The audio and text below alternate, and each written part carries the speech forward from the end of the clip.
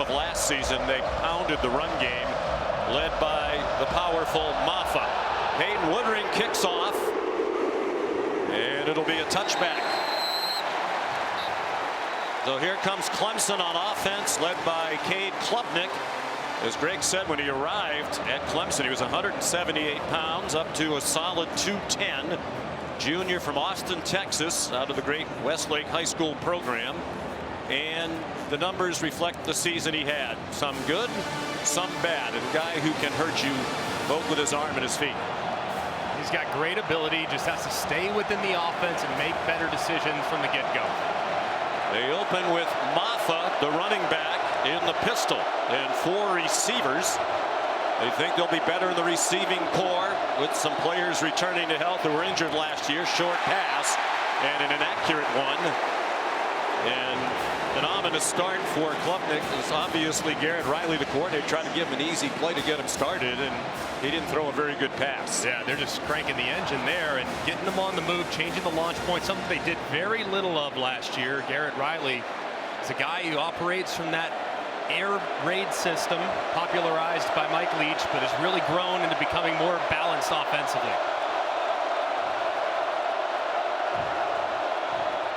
They fake to Maffa. There's a flag down. Jake Brenningstool at 50 catches last year powered his way to the 32, a pickup of 7 if it stands.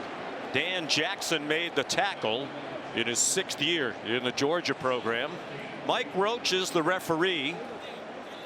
It's an ACC officiating crew. Illegal motion. Offense number 8 moving forward at the snap. 5-yard penalty. 2nd down.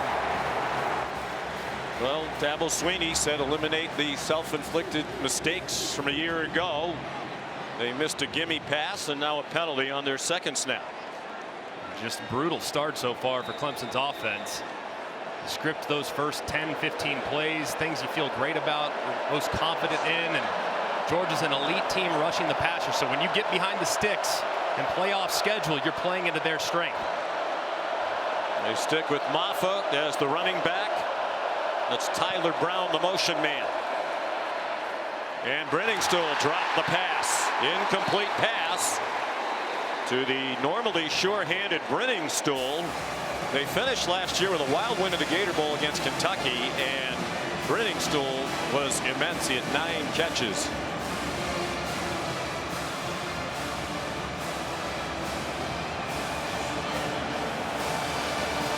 Third down and 15.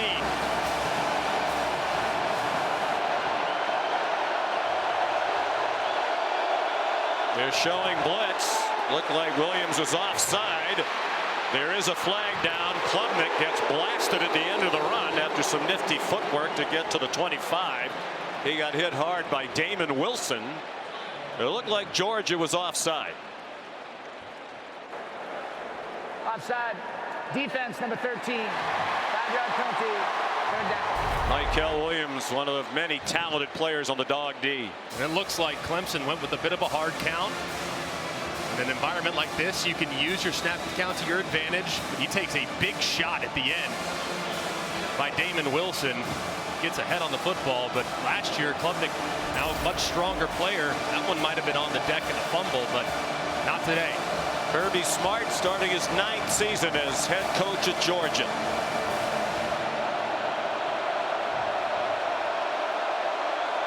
On 3rd and 10. The check down to Maffa, and a good tackle in the open field by K.J. Bolden, a true freshman, thrust into action because they're starting the game without Jonel Aguero, ordinarily their star or nickel, but he pulled a muscle earlier in the week. So Bolden starting the game, and we'll see 32 on the receiving team has changed his number to 27. 32 to 27. We'll see a lot of Malachi Starks, ordinarily their free safety, at the star position. Here's Aiden Swanson in his 6th year in the Clemson program. 24-year-old from Tampa. Goes up, spiral line drive punt. Returned by Anthony Evans. Out to the 32-yard line. Here's Molly McGrath on the sideline. Well, Sean, after Georgia's loss in the SEC championship game, quarterback Carson Beck decided on this very field that he would return for a 5th and final season. He told us he was so devastated by that loss, he didn't speak to anyone for 3 days straight, and then he sat down and wrote out his goals for the season. Number 1 being win the national championship. Number 2, he admitted, win the Heisman. Number 3, be a first-round draft pick. He wrote this, posted it next to his front door, saying, every time I walk out into the world, I want to know what I'm chasing, and that chase starts here today, guys. All of those goals very achievable for the 5th-year senior from Jacksonville. 6'4", 220-pounder. Off a magnificent first year as the starter last year. Flips it ahead to Arian Smith, the fastest man on their team. You asked Mike Bobo, the coordinator, last night, who do you want to get going early? And he said Arian Smith. He's had a great offseason, kind of in and out of the doghouse last year with some inconsistency with his hands. Here, he's so athletic and dynamic with the ball in his hands, and he's always a threat to take off and get behind the defense. So getting him off to a good start, getting him feeling confident is a big priority for Bobo. Officially a pass and a 12-yard gain. Dominic Lovett, the motion man. And a nice tackle by DeMonte Capehart in the middle of that defensive front as he took down Branson Robinson, who starts at running back. They're replacing their top 2 rushers from a year ago. Dejon Edwards and Kendall Milton, both of whom went to NFL training camps.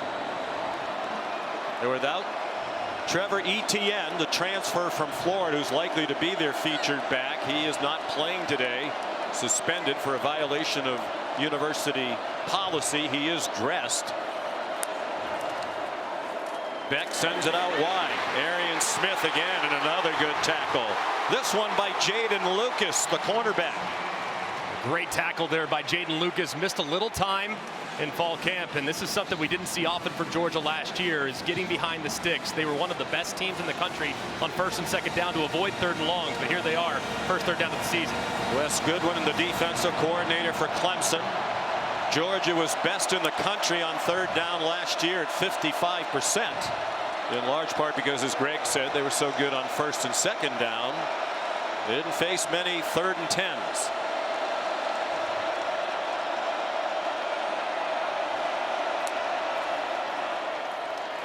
Beck given time, now running out of it behind a veteran offensive line. He takes off running, has the first down, and stumbles down at the Clemson 43-yard line.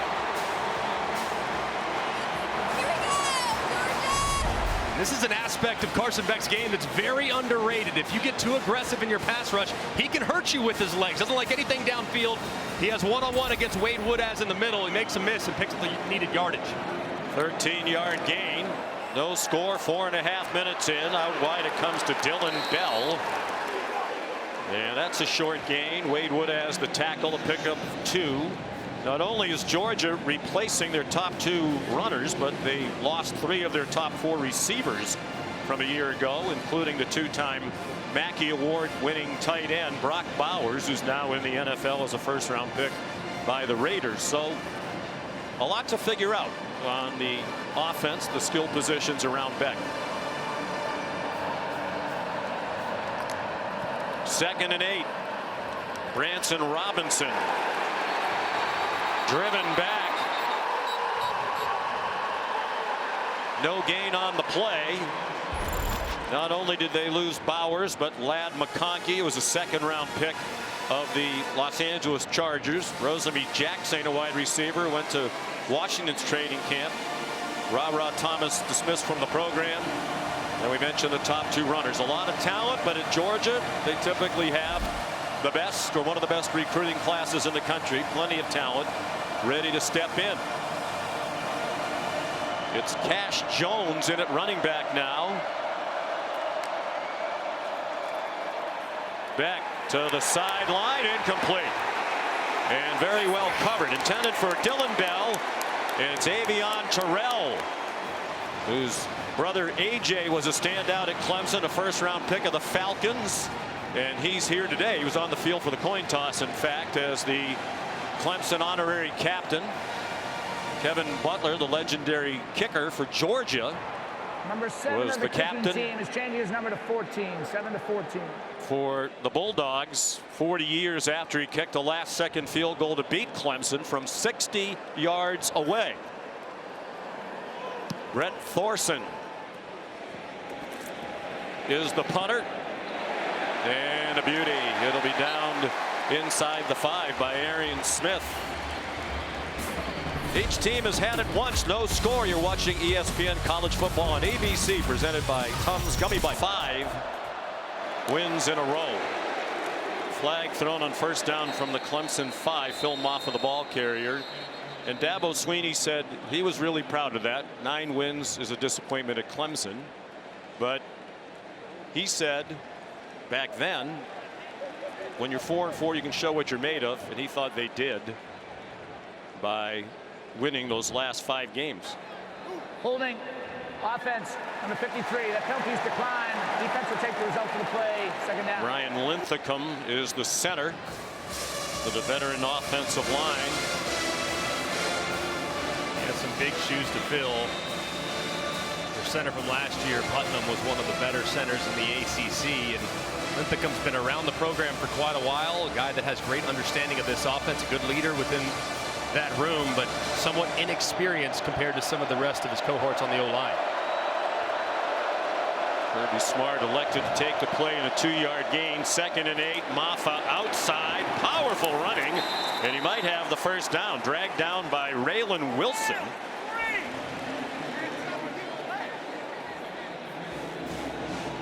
We did not often see Phil Maffa running outside the tackles last year. Really makes his hay keeping his shoulders square, even with the line of scrimmage. He's a one-cut running back, but he's so tough to bring down once he gets a full head of steam. And that time they get him on the edge and he finds some momentum. Well, they won their last 5, as we just chronicled. Over the last 6 games, he averaged more than 20 touches per game. They just went to the ground game and did a lot of this on 3rd and inches. A first down for Maffa, grad student from Loganville, Georgia. And there are the numbers. First 7 games, he averaged just 8 yards per carry, splitting time with Will Shipley, who's now in the NFL as a 4th-round draft pick of Philadelphia. Shipley hurt. Maffa got a lot more of the ball carrying and took advantage of it, including 36 carries, a school record, for 186 yards in that win against Notre Dame that started the winning streak. Here he comes again to the outside. And he's stopped after a short gain by C.J. Allen, the sophomore linebacker. That's twice now that Maffa's been pitched to the outside, getting outside the tackles. This has been a bit of a vulnerability for Georgia's defense last season. They're still good against the run, but at one point between 19 and 22, those seasons, they averaged giving up just 76 rushing yards a game. Last year was 113 rushing yards a game. So they've not been as good on the edges of the defense last season, trying to improve it this year. After a gain of 3, 2nd and 7. Cade Klubnik will throw it away. Looking everywhere, but couldn't find anybody open. And I think they'd actually like to see more of that, rather than force it in someplace and commit a turnover or take a sack. Adam Randall being chastised by Coach Swinney. Warren Brinson is the injured Georgia Bulldog, starting defensive lineman for Kirby Smart. Crew delighted to be back together for the start of another college football season. A great way to get it going in the Aflac Kickoff game. Clemson and Georgia memorably opened the season head-to-head in 2021 in a rock fight in Charlotte. A 10-3 Georgia win on their way to a national championship. 3rd down and 7. Warren Brinson has come off the field. Diving catch made, and a good one, but short of the first down. Antonio Williams with Dalen Everett draped all over him.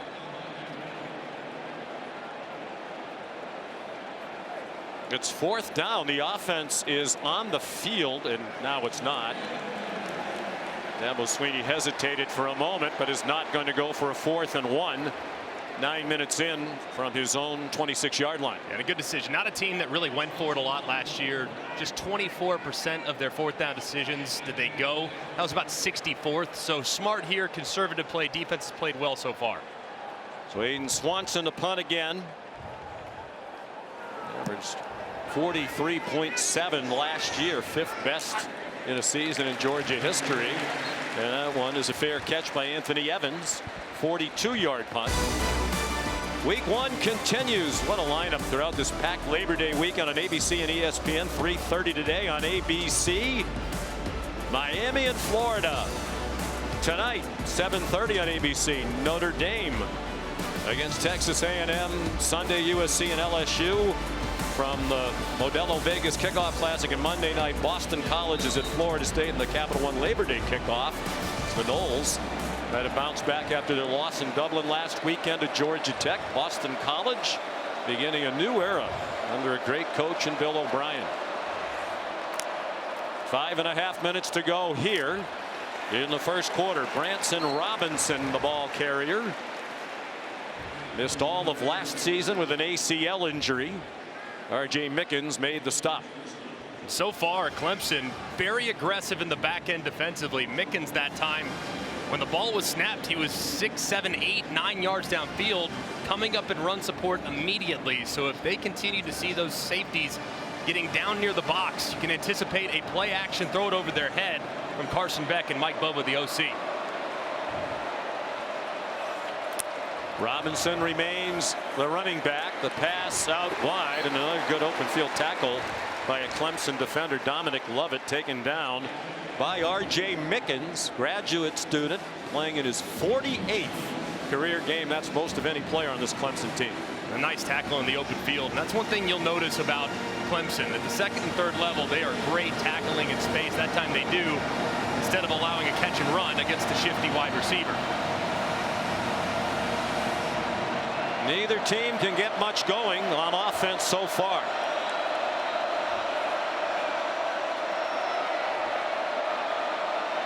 Beck has Cash Jones on his left hip. They had a 3-receiver bunch to the right, and another good tackle to prevent a first down. Dylan Bell stopped by T.J. Parker. It was Jaden Lucas, pardon me. And you're going to see number 3, T.J. Parker, loop around inside. Really well timed with the stunt. He gets a free run right at Carson Beck and delivers a big shot to force the ball out of Beck's hands quickly and allow his defender to drag the receiver down before the line to gain. Brett Thorson to punt. Antonio Williams back. There was not a single punt returned against Georgia last year. Thorson punted 32 times. And the Tigers have not returned either of his 2 boots today. A 44-yard punt. And Athens even closer. Play fake by Cade Klubnik. They have 23 yards of offense so far. Deep throw and a catch. A beautiful catch by Antonio Williams on a beautifully thrown ball by Cade Klubnik. What a throw by Cade Klubnik. A good win against the top cover corner of Georgia, Dalen Everett. If I'm Clemson, I'm hustling so they don't take a look at it. 36-yard gain to the 49-yard line. Moving on the field is a completed catch for a first down. That play is under further review. By Remus Kozika in the replay booth, along with Patrick McInerney. Just perfect ball placement over the top by Cade Klubnik. As Williams is going to the ground, I think that's a catch. Looks like he has control. Is that foot down? As soon as he gains control, looks like that right foot down, that right knee is down. And remember, it's called a completion on the field. Has to be indisputable video evidence beyond all doubt to overturn. Did the nose of the football hit as he's going to the ground? Let's take a look here. And it looks like it does, but does he have control? It's really difficult to tell. Well, let's bring in our rules expert. We're delighted. Well, we'll let Michael Roach have his say. After further review, the ruling on the field stands. The first down for Clemson. I think we all agree. Matt, what say you, my friend? I agree also. What the replay official looks for on a play like this is, did the ball separate from the receiver's hand? In this case, I don't think it did. Yes, it hit the ground, but I think he still had control. I think it's a good stance. And remember, if they had indisputable video evidence to confirm, they would say the play was confirmed. So just not enough to overturn there, and a heck of a throw and catch. 36-yard play. Williams injury plagued last year, got in only 5 games. Dabo Swinney says we are better around Klubnik this year, in part because Williams is back. Jay Haynes in at running back, freshman from Alabama, limited playing time last year. Reference it, Sean. I mean, Klubnik certainly had his struggles last year. There was a learning curve as Jay Haynes comes off a lot of speed. He'll be there to kind of be their speed big play back. But you can't play quarterback by yourself. And I think the receivers being in and out of the lineup was really challenging for the young man last year. Now with a really healthy group, they should be solid. Phil Maffa back in at running back. Play fake to him. And in the flat, it's Brenningstool, the tight end, driven back immediately by Smile Munden, veteran senior linebacker. Their leading tackler 2 years ago and second on the team last year behind Tyke Smith. They have 7 returning starters on defense, but they did lose 3 secondary members to the NFL draft. Terrific players in Javon Bullard, Kamari Lassiter, and Tyke Smith. Third down and 9. Clemson's 1 for 3 on third down. Play fake. Klubnik on target. Antonio Williams has a first down. There is a flag down far side of the field along the line of scrimmage. And they're bringing the ball back. Illegal formation on the offense. More than 4 players in the backfield. 5-yard penalty. Third down. Dabo Swinney furious, and that's another big time avoidable mental mistake. Up at the top of the screen, it doesn't look like he's on the line of scrimmage. You see Brenningstool's off, Stellato in the slot off, but doesn't look like Adam Randall ever got all the way up to the line, which is a massive mistake after the conversion. Wipes out a first down. Now they're facing 3rd and 14.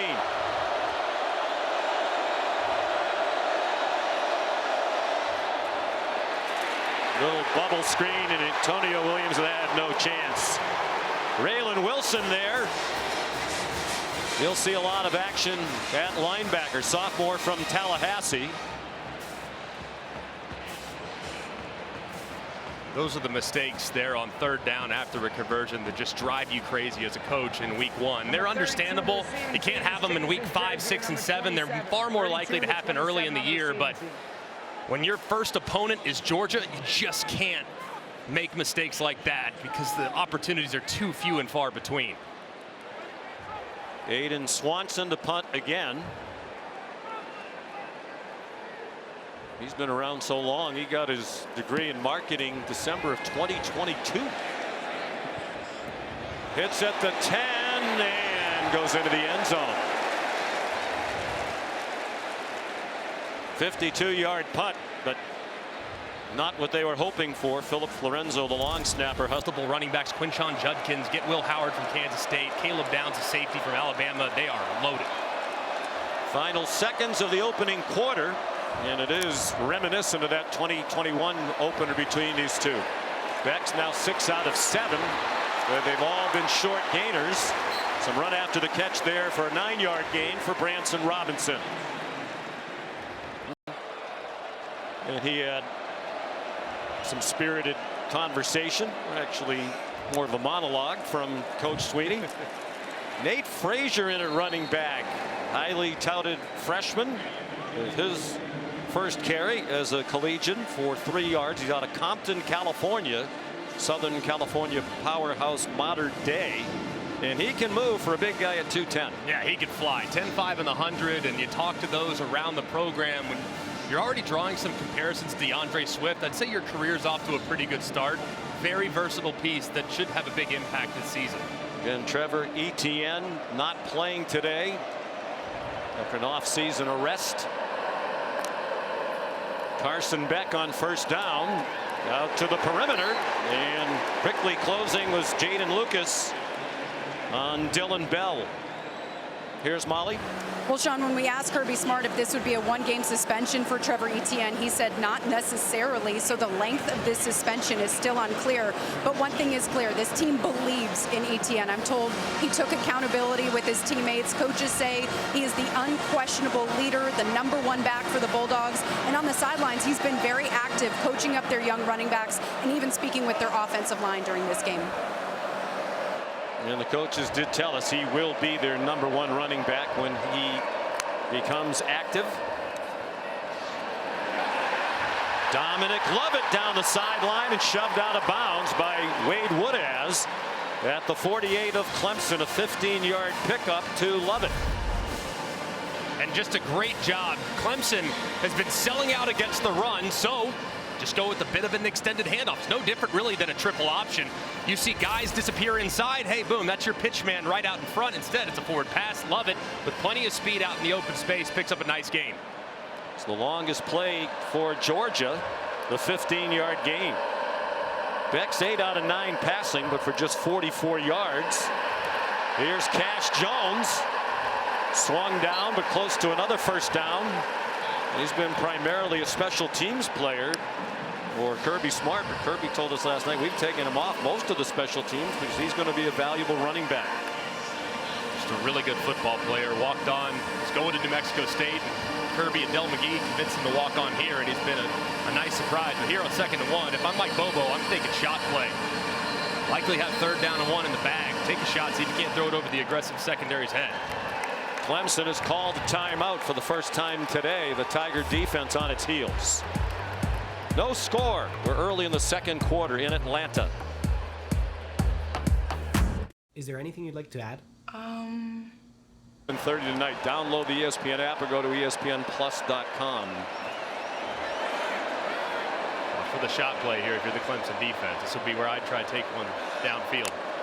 2nd and 1. Catch made by Colby Young, a transfer from Miami. He was a key weapon last year for the Hurricanes, and they expect him to be a factor here. He's been battling a little bit of a hamstring injury in camp. Just a good decision by Carson Beck. You see soft coverage by Avion Terrell. Take it underneath to your big body wide receiver. For a gain of 8. They are in field goal range now for Peyton Woodring.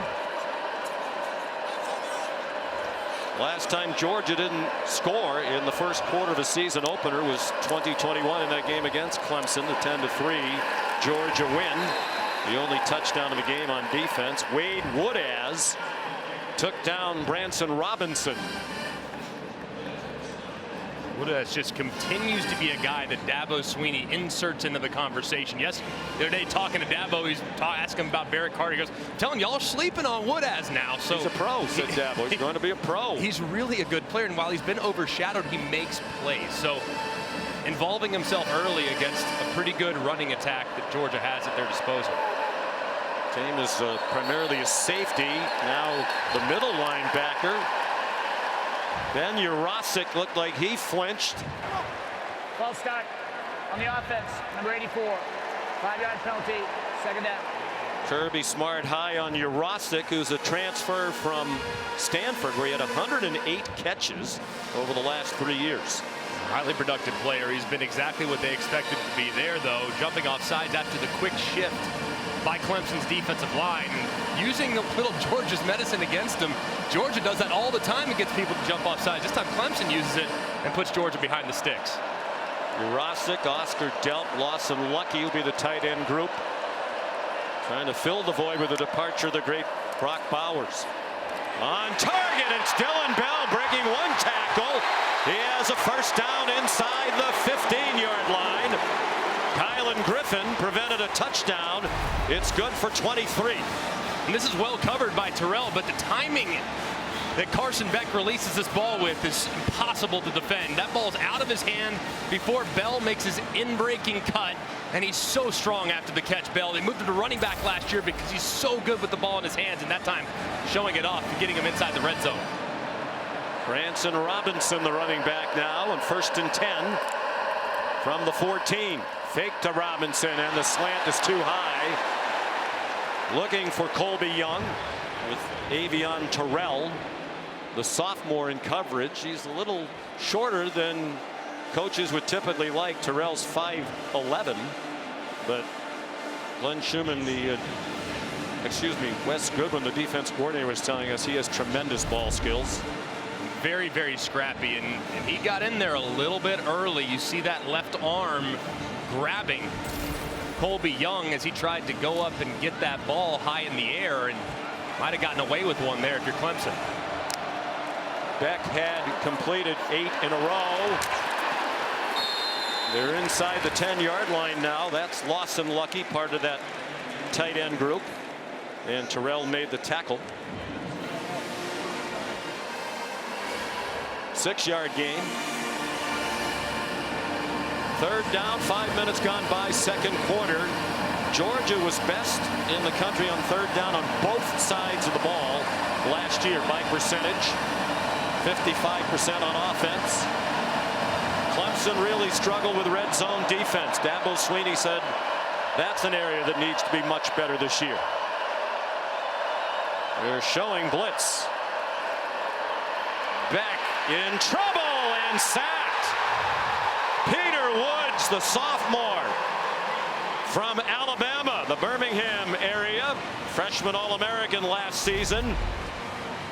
And they get some twists up here, and you'll see Woods just fill in as there's some disruption caused up front. Beck doesn't like anything initially. Woods slides up inside, working against Monroe Freeling, the sophomore, and drags Beck down to force the field goal. Excellent and relentless pursuit there by Woods. Here's Peyton Woodring, the sophomore, with a terrific freshman year. Made 21 out of 25. This is a 30-yard attempt. Carson Beck is the holder. You don't often these days see the starting quarterback doing the holding, but he continues to do that this year. Separated by about 75 miles. They recruit a lot of the same players. Clemson has 23 players, including Phil Maffa, who's back deep for the kickoff. We're from the state of Georgia. And it's been a great rivalry.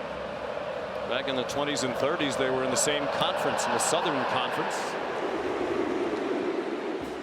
Woodring's kickoff is a touchback. Time for the Aflac trivia question in the Aflac Kickoff Classic. Aflac. Okay. Wasn't sure if the Duck was appearing again this year. It's our first game. We're still getting back into the flow. We want to know, and don't blurt it out because I know you know the answer. The 3 active FBS head coaches to have won an FBS national championship. I know you're an academic All-American at Alabama, and you do your studying. I'm mailed in the prep this week. I have no idea the answer to that question. You did play a lot of golf. That's okay. So Clemson, hampered by a couple of key offensive penalties, still scoreless. The toss to Maffa, and that Georgia defense ready for him after a 2-yard gain. He's down. Well, it is amazing, right, that there are only 3 active coaches who have won a national championship at this level. Of course, Nick Saban now doing a great job with us on game day. Jimbo Fisher is not coaching after leaving Texas A&M. I think Scott Johnson, our director, is trying to help the people who may be Just a little time. Relatively new to college football. A couple of shots of coaches here. The fake to Maffa, and then they throw it to him, and there's an example of a decision that I think the coaches for Clemson wish was different from Klubnik. All right, you want to blurt out the answer now? Start a season, fewest national championship winning head coaches active to start a season since 1942. You are correct, sir. Way to, Next add level. on to it, enhance it, move the conversation forward. You were paying attention at our seminar in Bristol. 3-0 Georgia. We're midway through the 2nd quarter. After a 5-yard loss, Clemson with 3rd down and 12. Klubnik on target, and Williams is banged out of bounds short of the 1st down by about a yard. And Dabo Swinney, hands on hips, looking at the down marker and trying to decide if this is the time. And he tells Garrett Riley to call a play. They got 12, they need 13. Will they really snap it and go for it on 4th down and 1? Down 3-0. They're at their own 34-yard line. Certainly go with a hard count here. See if you can't get Georgia to jump off sides. They've rushed for only 16 yards. Will they try to draw them offside, or will they really snap it? They turn and call a timeout. Dabo Swinney hollering Takes his final timeout of the half. at Klubnik. And one of the things that is new this year to college football is the coach to player communication in the headset. And Garrett Riley has the ability to talk to Cade Klubnik.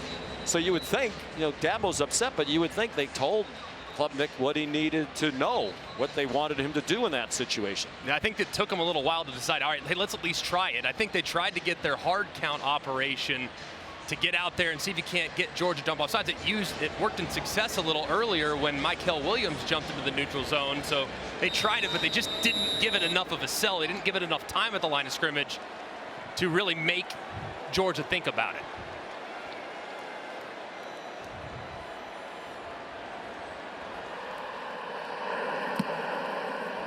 Swanson punts. And it takes a bad bounce for Clemson. Just 70 yards of total offense for the Tigers. And on the 4th punt of the day from Aiden Swanson, perhaps leg weary, 34-yard punt. Well, we mentioned it earlier. This is the 40th anniversary, one of the great games in the history of this rivalry.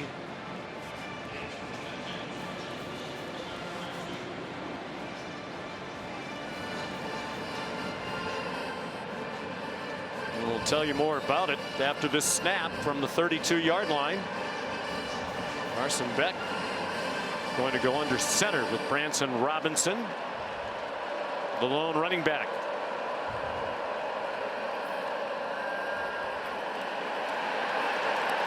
And it's Lawson Lucky. Out of bounds inside the 40. They'll mark it at the 37. A 32-yard pickup for Georgia, and they run quickly to the ball.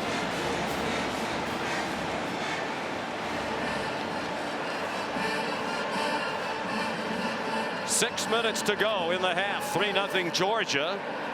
Robinson in trouble and stopped behind the line. The initial contact by Peter Woods, who also finished him off. They're going to mark it at the 42 for a loss of 5. Clemson is out of timeouts. Georgia has all 3. Great play there by Peter Woods. Played defensive tackle pretty much all of last year. Now sliding to the outside. And you wonder, can a guy at 315, 320 pounds play on the edge? Well, he did so right there with great quickness. So he's a handful in the run game, but he's showing some twitch in the pass game as well. Nate Frazier, the true freshman in his first game, in at running back for the Dogs. He goes out into the flat, back down the middle, and off the arm of his intended receiver, Dominic Lovett, who was open, but they could not make the connection with Avion Terrell in coverage. Just a little off the mark, too. If this ball is thrown in front of Dominic Lovett, in man coverage, he's already got a couple steps on Avion Terrell. He might turn the corner and take it to the house. So a rare misfire there from the future first-round pick Carson Beck. It was usually so accurate. 72.4% his completion percentage last year, the school record. They're 1 out of 4 on 3rd down. They're not in field goal range. Here's Cash Jones, tripped up shy of the 35. R.J. Mickens, the tackle. We asked Kirby Smart yesterday what would be the extent of Woodring's range. He said the 35-yard line. This is the 37, but they are going to apparently try a long one. It would be a career long.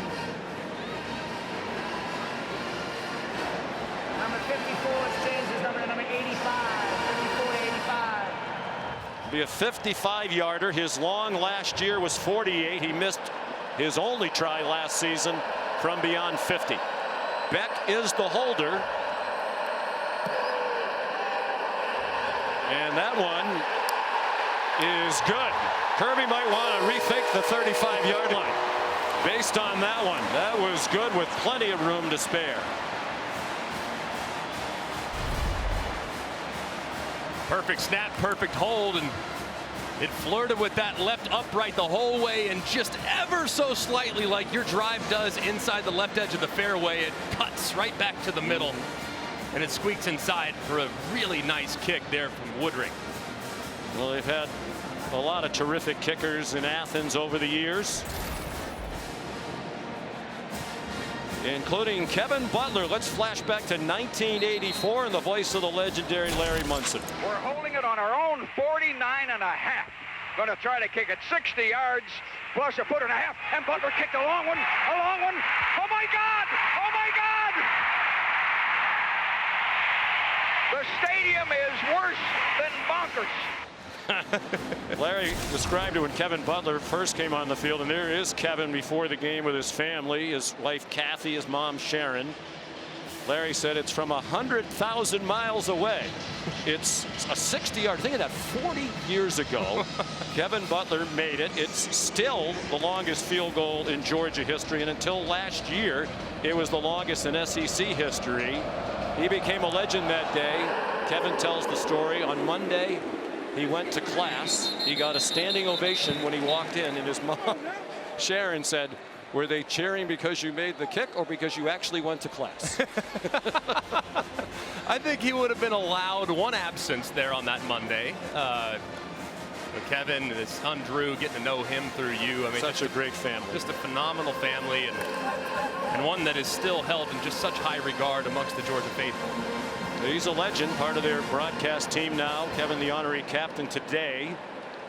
Their son Drew, great punter at Georgia, won the Ray Guy Award and kicked in the National Football League. As Kevin went on to a long NFL career for many years, was the all-time leading scorer in Chicago Bears history. He was the first place kicker inducted into the College Football Hall of Fame. Maffa powers ahead.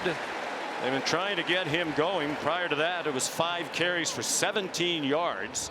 That one is 7 yards and his longest of the game.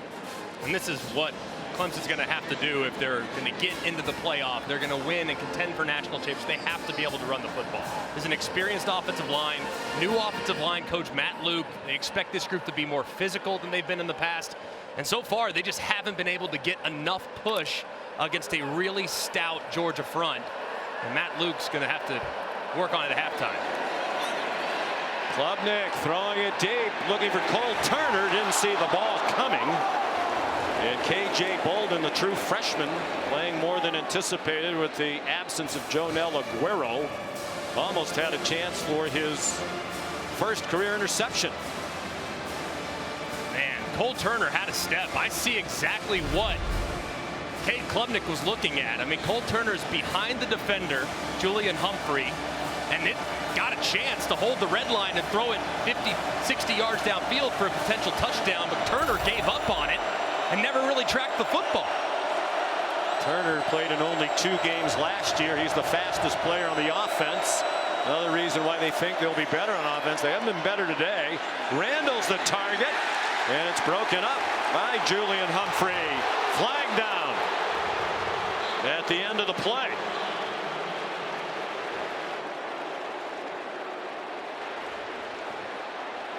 Humphrey's a new starter this year. Redshirt sophomore from Webster, Texas. After further discussion, there is no foul for defensive pass interference on the play. Incomplete pass. And fourth down. And I like this no call, actually, because you see the left hand of Adam Randall actually trying to push off as well, but that's a bad throw there by Cade Klubnik. Randall's got 2-3 yards of separation. You have to throw that ball to the outside. Anything underthrown is going to allow the defender to recover. So you got to get that ball up and down. You got to keep him vertical. And big play was wiped out there. Dabo Sweeney complaining to the side judge, Milton Britton, who had absolutely nothing to do with it. 4th down and 3. And here comes the 5th punt. That's part of the job, though, of those officials on the sideline. They take an earful for a lot of things they had absolutely nothing to do with. I think that was the right call, though. I mean, because it looked like you could have called OPI, and I think you could have called DPI, so you might as well just make it a no call. Call a no-PI. Matt Austin, by the way, at his palatial estate, is nodding his head in agreement with you. Swanson again caught on the run by Anthony Evans, and he's taken down immediately. That's the snapper again, Philip Florenzo. Here's Molly. Sean, on that last Georgia possession, Carson Beck had an incompletion intended for Dom Lovett. On the sideline, Lovett came to him, said, "What can I do differently to help you?" And Beck took accountability, said, "That was all me. I need to calm down." It's rare that you hear Carson Beck say something like that. And he told us without the safety blankets of Brock Bowers and Ladd McConkey, Lovett is the guy that he trusts the most because of interactions like that. They're always collaborating together to get better, guys. And holding themselves to a high standard as usual, because that was one of only 3 incompletion, but it was a big miss. 3:13 to go in the half. All 3 timeouts left for the Dogs. Here's Nate Frazier for a pickup of 4. So far, Clemson's done a pretty good job against the run, giving up just 1.7 yards per carry here in the first nearly 2 Goodwin in his quarters. 3rd year as the defensive coordinator. Been very aggressive, though, in the back end. And have to continue to keep tight coverage, and man, if they're going to contribute those safeties to the run game. There will be a 2-minute timeout. That's new in college football this year. Nice run for 1st down by the freshman Frazier. They're going to mark it at the 42. And a couple pullers on the backside here. When you look at Frazier, right behind him, just cuts. Big number 8, Trey Williams, couldn't find the running back. He cuts right behind him for a nice gain. Pretty nifty vision. There's a flag down for an offside, probably a free play, and Beck let it fly in the direction of Arian Smith. A hard man to overthrow, but he did. And Clemson was offside. Offside. Defense number 55 in the neutral zone at the snap. 5-yard penalty, be 1st down. That's the 2-minute timeout. Peyton Page offside. And no question about it. Pitcher's duel here in Atlanta. 6-0 Dogs. 2 minutes to go. You're watching the Aflac Kickoff game, 1st half. Thanks to this waterfront hotel on Booking.com, even Yankees fans are loving Boston. Oh, no, we're keeping All right, gentlemen, neither team has run the ball. Each team with 23 yards rushing. Carson Beck's been the much more productive quarterback. He's thrown for 126 to 54 for Klubnik. He's running, throws, and a man wide open on a broken play. Dylan Bell, there is a flag down. There are 2 flags down back near the line of scrimmage, and a 3rd on the near side of the field.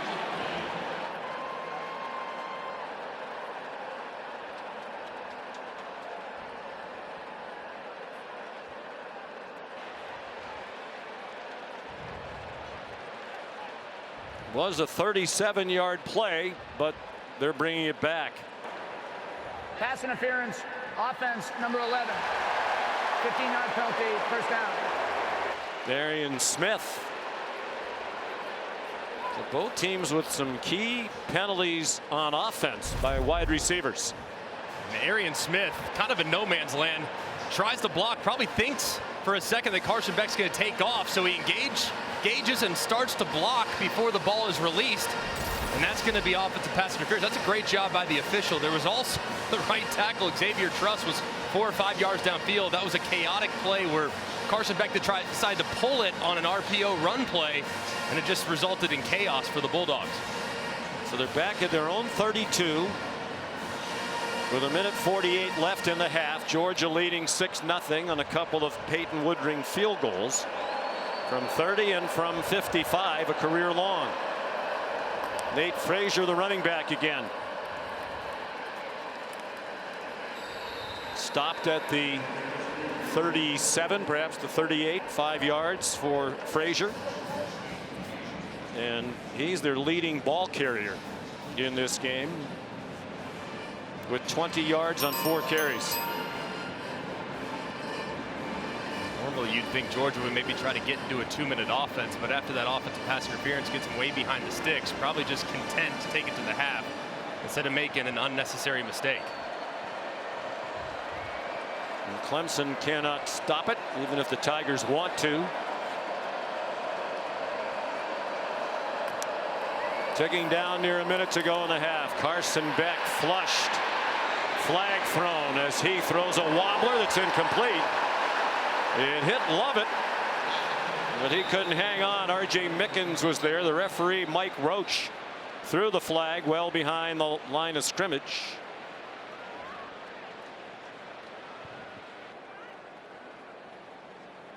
I can read the lips of my fellow New Englander. It's a holding call. Holding. Offense number 73. Penalties decline. Defense will take the result of the play. 3rd down. Xavier Truss, one of the 4 starters, back on the offensive line from last year. And it's so difficult on the tackles. You're engaged with a great edge rusher in TJ Parker. Your quarterback leaves the pocket, and you just have that hand that holds on just a little bit too long to the outside. Nearly a big play there because that ball was almost intercepted too. Carson Beck throwing it back across his body. Not wise there by the veteran. 4 penalties for 35 yards for Georgia, all of them on the offense. Branson Robinson. Now will Georgia try to run another play? Well, they'll have to punt. The clocks are about 9 seconds apart.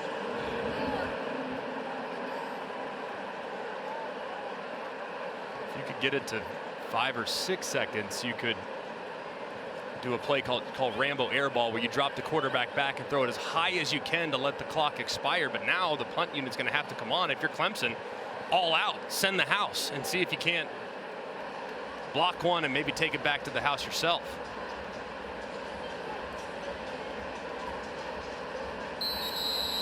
You wonder, is there ever going to be an offensive touchdown when these two teams play? Last time in 2021 in the opener, it was a 10-3 Georgia win on a Chris Smith pick 6. It'll be a 30-second timeout. Please just set the game clock to 11 seconds. 10-3 Georgia win. So 11 seconds to go. We begin this season with heavy hearts on our crew. Our great friend Rogers Redding passed away back in April at the age of 81. Longtime national coordinator of officials, a leading voice in rules interpretation on a field, official for more than 3 decades and 3 national championship games. Just a wonderful guy. Survived by his wife Shirley, 4 children. The kicking team has changed his jersey number to 14, 11 to 10 14. grandchildren, and our condolences to the Redding family and to Rogers' many friends. Big help to us over the years, as is Steve Shaw now leading the national officiating group. So Thorson, who jokes about his lack of usage, a little busier than usual today, and that one bounds into the end zone. With 1 second left in the half, let's bring in Matt Austin. Yeah, Sean, thanks. I just want to say, on a personal note about Rogers Redding, he was a mentor to me, a great official, great supervisor for the SEC, worked for him, really allowed my career to take off, and I don't think I'd be sitting in this seat today without the influence that he had over my career. He also was the secretary rules editor of the rule book, so basically he wrote the rules for NCAA football for several years and did a fantastic job. So it's a big loss for officiating. Thank you, Matt. So Klubnik will take a knee. Despite only 77 yards of offense, Clemson very much in the game. George will get the ball first. Anthony Evans is back deep for the kickoff. Robert Gunn kicks off for the first time this season. And it's a touchback. He has a cannon for a leg. Time now for Built for Success, presented by Ram Trucks. A little bit like Clemson. I think it's at this point, Clemson selling out against the run. Carson Beck, one of the best quarterbacks in the country. He was pretty good off play action early. The protection here was beautiful. He finds Lawson Lucky on a really nice route by Lucky, and then little RPO. Doesn't like the handoff, sees the collapse, out to the flat goes Dominic Lovett. I think they're going to have to continue to lean into their play action passing game because Clemson, like Georgia, is really selling out against the run and trying to make Georgia one-dimensional. Beck spread it around. He was 15 out of 19, completing passes to 7 different receivers.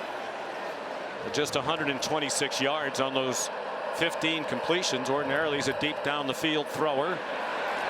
Arian Smith got it to him on the first play of the game from scrimmage, their first offensive play, and they give it to him on the first play of the second half for a 7-yard run. I think that's consecutive halves, and with the first play went to Arian Smith, and Mike Bobo, true to what he said yesterday when we visited with him, we have to get him going. He's a guy that can become at times disengaged, but he might be our most dangerous weapon for the opposing defense. So getting him involved early, both in the first and second half, didn't work so well in the first. Maybe it works a little better here in the second. Of course, Mike Bobo is using the communication right into the helmet of Carson Beck. There's a nice call. Well executed. Smith again. First down inside the Clemson 40. Jaden Lucas stopped it from being even longer. 33 yards. And a play really similar that we just saw a second ago where they dumped it in the flat to Dominic Lovett. This time they get Arian Smith on the wheel, and you have Delp out in the flat. They take away the flat. Smith gets behind him. And it's an easy pitch and catch and a nice gain for the Georgia Bulldogs. Smith caught 8 balls all of last year. He has 3 already today.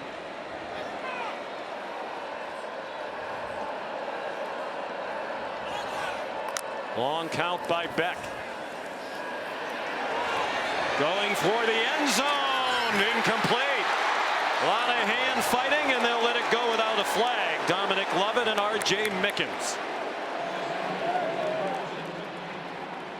Oh, man, that was a good job by R.J. Mickens. You see that left hand, though, grabbing the jersey. He looks inside and tries to make a play on the ball as the progressive pylon cam gives you a great look at the PBU. But, man, that was very close to being pass interference on Mickens. The official just didn't see the hand, and Kirby Smart letting the official hear about it.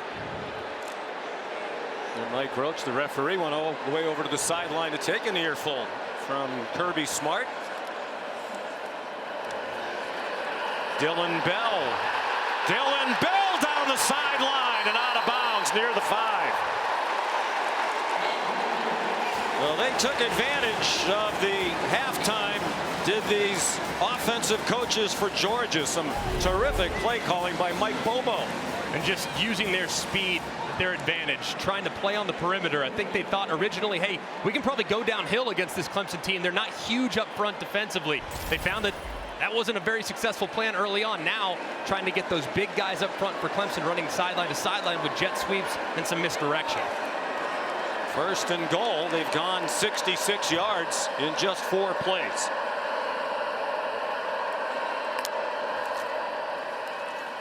Nate Frazier stacked up after a 2-yard gain. 68 yards on this drive. They had 160 yards of offense total in the first half. This part of the field last year, second down, low red zone. It was Brock Bowers' world. I mean, he owned this part of the field. Who's going to be that guy this year for the Georgia Bulldogs? When they get the field condenses, you don't have that big body outside. It's probably going to be Colby Young, who's lined up to the top in one-on-one. Let's see if they throw a fade in his direction.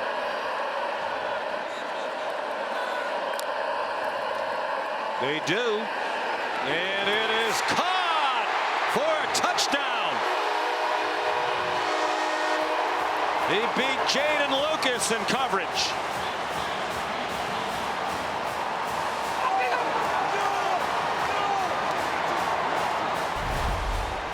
You could see it from a mile away. Lucas lined off and inside. That's absolute giveaway for the back shoulder fade. It's perfectly thrown by Carson Beck. He throws Young away from the defender. And it's an easy pitch and catch. A guy that really majored at Miami last year and making those contested catches in the end zone, reels it in with ease, and Georgia thinking about going for 2. Young from Binghamton, New York, caught 5 touchdowns for the Miami Hurricanes last year. They're going for 2. Go for Dose, brought to you by Dos Equis. Beck with a flag to stop the play.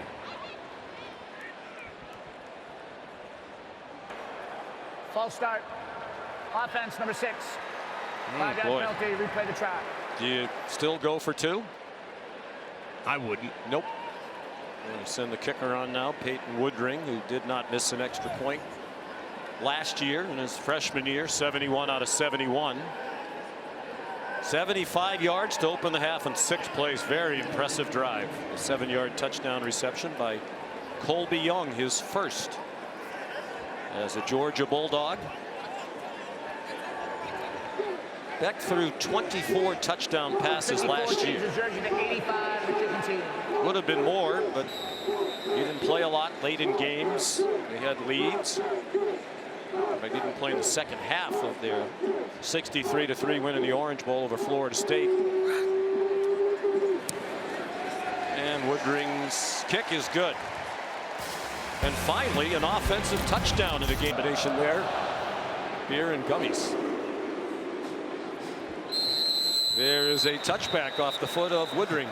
Here's Molly. Well, Sean, when we met with Clemson head coach Dabo Swinney, he lamented their issues converting in the red zone last season, and that's exactly what he harped on at halftime. He said they had 2 opportunities in the red area in the first half, and one was called back because of a penalty. So he's very frustrated with the composure of his team. He said, we're capable, we're good enough, we're in this game. We just have to stop shooting ourselves in the foot and play with more confidence, especially on first downs, guys. And it really feels like, too, Molly, they have to answer here. I mean, they've had mental mistakes for sure. That's to be expected in the first half of the first game, but they can't beat themselves, and they almost have to answer with points on the stride. I think Dabo Swinney and Garrett Riley could use some Tums gummy bites right now. Their stomachs have to be churning. They had such high hopes for this offense, and they've only played a half. But 76 yards of total offense. They're still trying to get Phil Maffa going.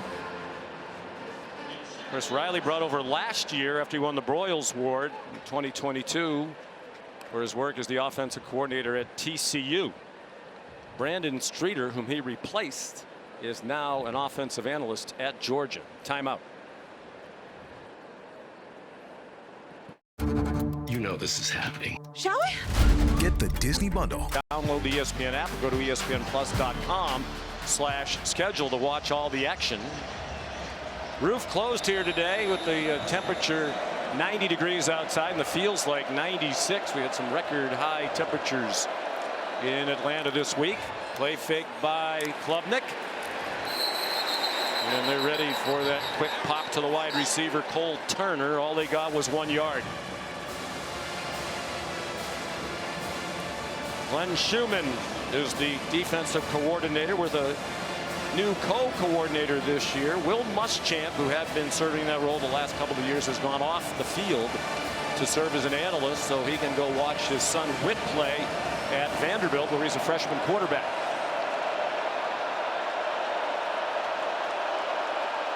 One out of 6 on 3rd down. The average to go 8 yards. Hard to convert when you have that much distance. Klubnik, schoolyard play, and it worked. Jake Brenningstool has the hard-earned first down for a 19-yard gain. Klubnik finally found him, but it took him long enough. If you watch Brenningstool on the left side, he's on a shallow cross, and he's wide open, and he just keeps running. It's zone coverage. He's got to sit that down and make it easier on his quarterback, but he bails him out with an incredible one-handed catch.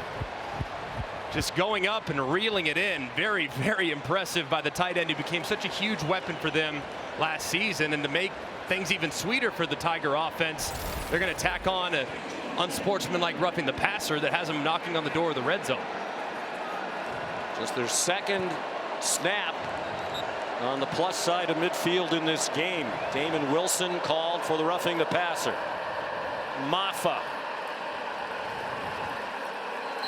stopped at the 32-yard line for a pickup of 4. He averaged 5.5 yards per carry last season and almost 1,000 yards for the year, 965 yards, and that was dividing time with Will Shipley, ran for 875. They're a great duo.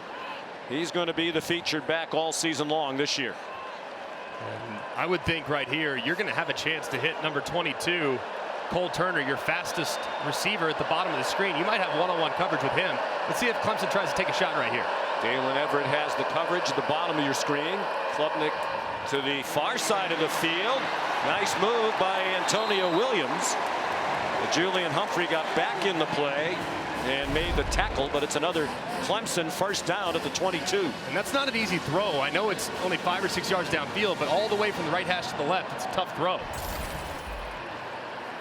Maffa inside the 20. And again, when we talked with Dabo Sweeney, Greg, during the week, red zone, both ends of the field, both sides of the ball, a problem. Clemson on offense.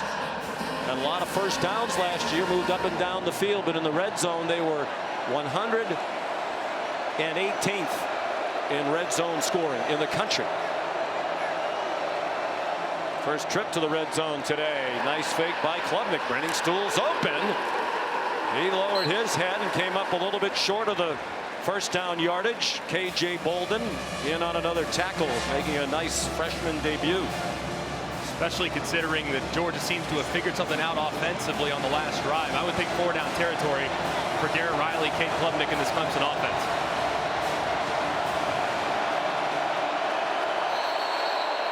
By far the best drive for Clemson. Well, both offensive coaching staffs making some effective adjustments at the half. Play is under further review for potential targeting.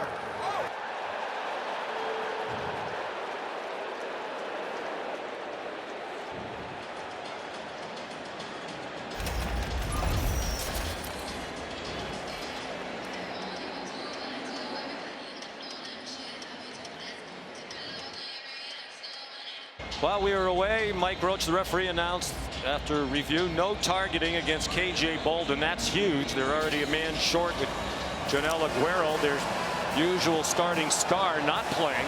Bolden playing more than expected.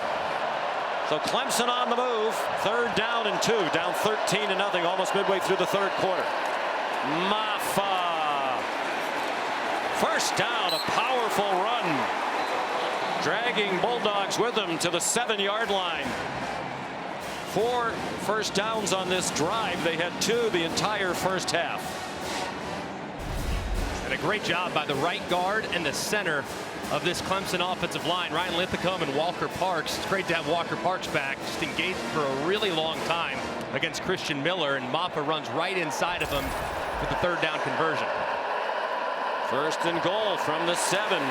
Maffa got 1. Raylan Wilson there for Georgia.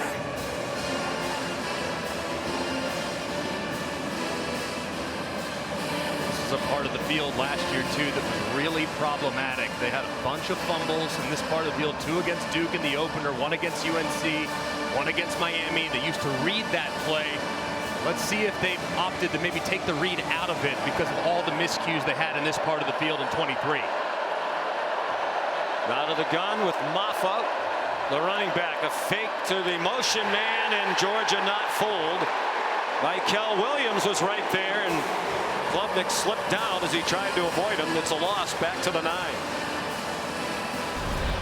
And Colin Sadler in for the previously injured Marcus Tate, going against one of the best defensive linemen in the country. Just can't quite pin him out. It looked like Klubnik slipped a little bit too as he tried to cut to the inside, but man, that's a tough ask for a guy that's fresh off the bench a moment ago.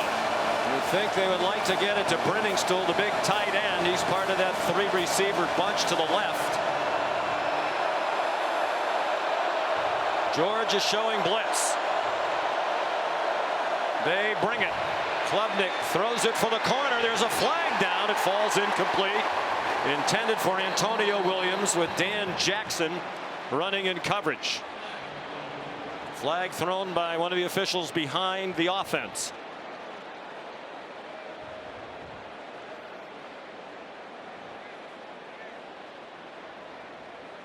There is an injured Georgia player. It's Michael Williams, the standout junior.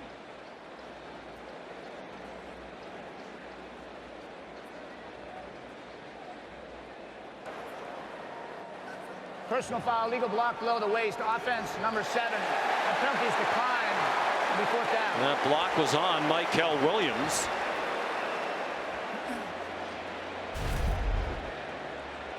You'll see Maffa working right across to Michael Williams, who's going to slide inside. And he goes low below the waist. Michael getting up now under his own power, and this has been an adjustment the last couple of years. If you're going to block below the waist, it has to be inside the tackle box, it has to be straight ahead. So to come at an angle is illegal, and that's what the official did there. So Maffa came across his body, came at an angle to the left leg of Michael, and that's what resulted in the penalty. So here's their new kicker, true freshman Nolan Hooser, who kicked 66 field goals in high school in Cornelius, North Carolina. A little different kicking in front of 71,000 on national TV in the opener in the Aflac Kickoff game, but he converts from 26 yards, and Clemson is on the board. They had a lot of field goal kicking problems last year, made just 62% of their field goals, which is extremely low, among the worst in the country. 6 yards, 12 plays, but a disappointing end, having to settle for the field goal. Yeah, and a big moral victory there for Georgia. Got gashed a couple times, had to endure the roughing the passer, and still to hold him to a field goal feels like a big win for the Dogs. Speaking of Georgia Tech and Syracuse, great win for Georgia Tech, obviously, in Dublin against Florida State. And Syracuse about to begin the Fran Brown era, former Georgia assistant. The kickoff by Robert Gunn as a touchback. Here's Kevin. Sean, AT&T is keeping fans connected as we take a look at our multi-view, which is showcasing a bunch of great events across our networks. As we wrap up August, ESPN right now, we got Virginia Tech within 10 points of Vandy. Vandy trying to pull off the upset at home. Over on ESPN, 2 U.S. Open action continues. The men's top seed Yannick Sinner part of that third round action. ESPNU, Pitt just scored. They're up 34-21, and Tennessee continues to roll on the SEC network. Back to you, Sean, Greg, and Molly. All right, Kevin, so great to have college football fully underway in what is known as week 1. There was some action in week 0 last weekend, but most of college football begins this weekend. Play fake by Beck, and all alone in the flat, Nate Frazier bust on defense for Clemson, and the play goes all the way to the 49-yard line where Kobe McLeod ran down Frazier after a gain of 24. And most of this game has been number 0 Barrett Carter and Wade Woodaz at linebacker. Well, Kobe McLeod comes in to give Woodaz a little bit of a break, and he busts on the first snap. Does not find Frazier in man coverage out of the backfield, and it results in a huge play to start the drive for Georgia.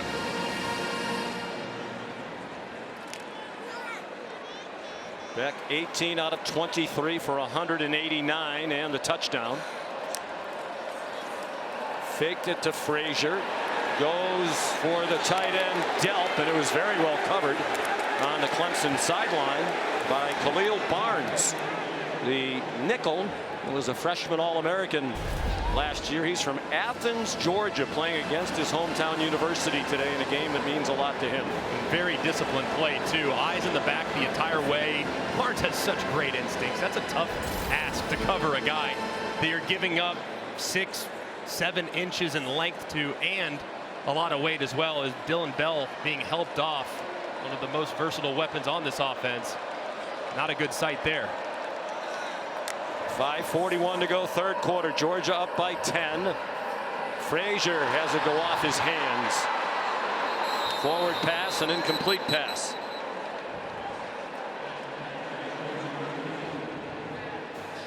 Interesting that without Trevor Etienne today serving the suspension, the primary running back has become Nate Frazier. freshman in his first college game out of Compton, California. Getting some encouragement from Etienne after the drop.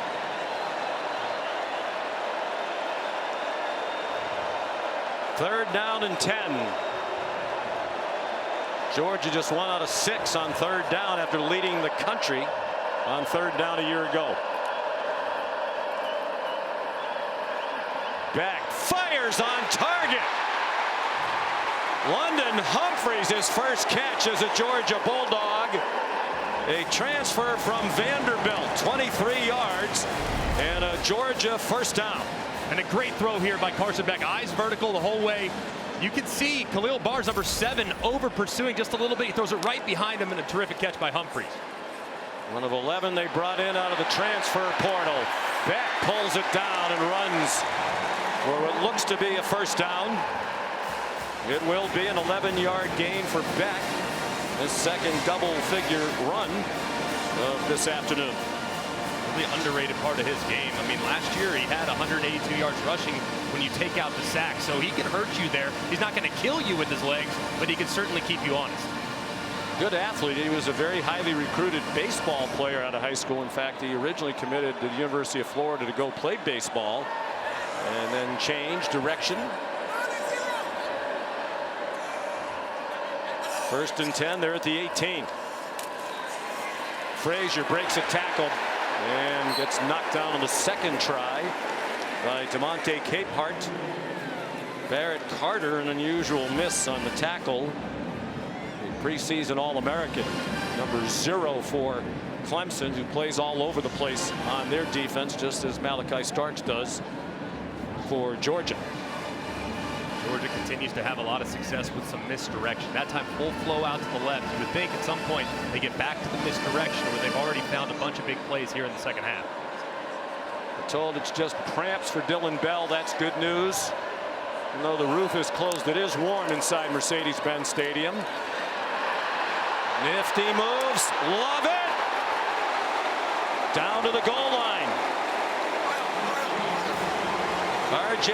Mickens stopped the touchdown, and Georgia has found its groove on opening day. And when you watch Lovett in Missouri a couple years ago, this is what he was. He's so good after the catch. They come to the line quickly after the 13-yard gain. Frazier into the end zone.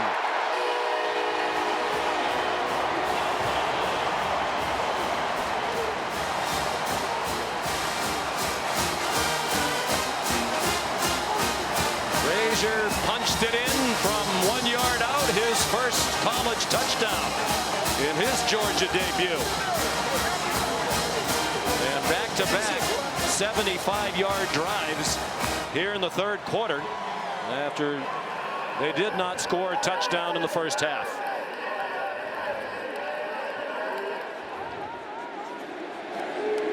Peyton Woodring for the extra point. A 20-3 lead for the Dogs, to the dismay of the Tiger faithful. And just a great job washing down by the left side of the offensive line. And you got to give some love to number 7, Lawson Lucky, who kicks out Wade Woodaz to allow the seam for Frazier to run right through it. Just an excellent, excellent drive by Georgia. Great calls there by Mike Bobo, the offensive coordinator. 2 possessions in the second half and 2 touchdown drives of 75 yards, so a total of 150 after they had 160 total in the first half. And they just continue to go all over the country and bring in 4- and 5-star recruits. Frazier's just another. And the number 1 rated recruiting class last year, according to ESPN. Kirby referred to him as a little ball of energy. He knew he was going to be a good player, man. And it's not at all surprising to see him in his first game already in the end zone, becoming kind of the featured player in this game in the second half. So Woodring kicks off.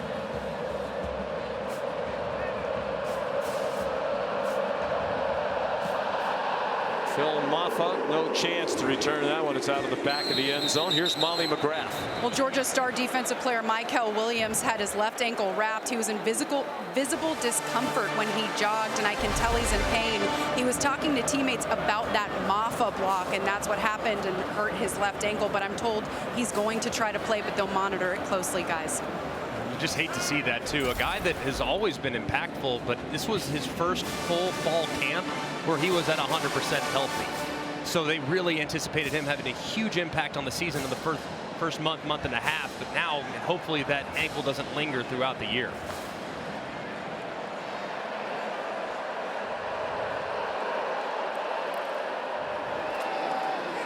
Here's Maffa.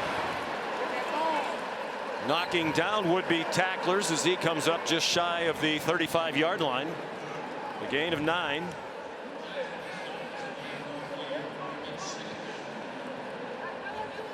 He's coming off a 4 rushing touchdown effort in their wild come-from-behind win in the Gator Bowl against Kentucky. 38-35. He scored the winning touchdown in that game with 17 seconds to go. It was 21-10 Kentucky going to the fourth quarter of that one. Maffa dropped for no gain by Jalen Walker, the hybrid linebacker.